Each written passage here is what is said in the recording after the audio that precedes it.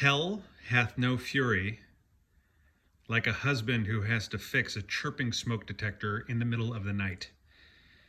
And this is the First Alert model number 9120B. Now, this is one of these things that plugs in, but it also needs a battery.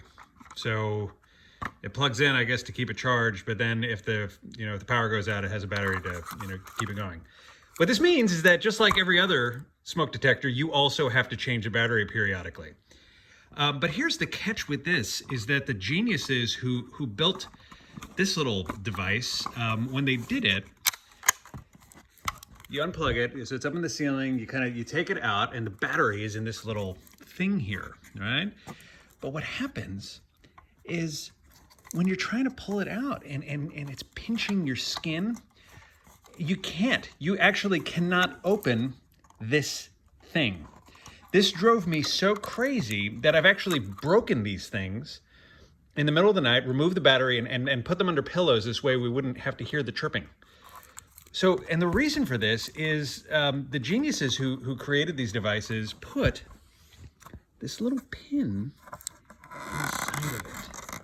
And this little pin on the inside actually holds this bay closed. I don't know why it has to be held closed, because it has this little thing to also keep it closed. But the engineers apparently were really wanting to make this thing secure.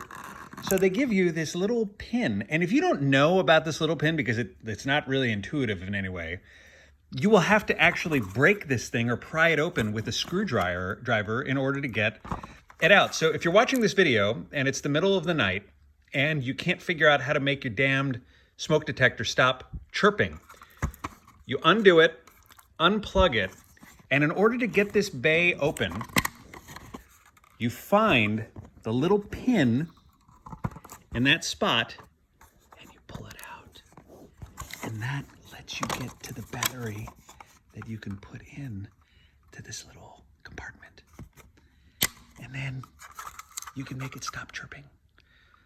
So now I do this every year because there's nothing, when they design these things, if they're gonna fail, there's about a 1/3 chance that they're gonna fail between 10 p.m. and 6 a.m. All right, chances are, if you have 6 of these in your house, chances are 2 of them in the next 2 years are gonna fail in the middle of the night.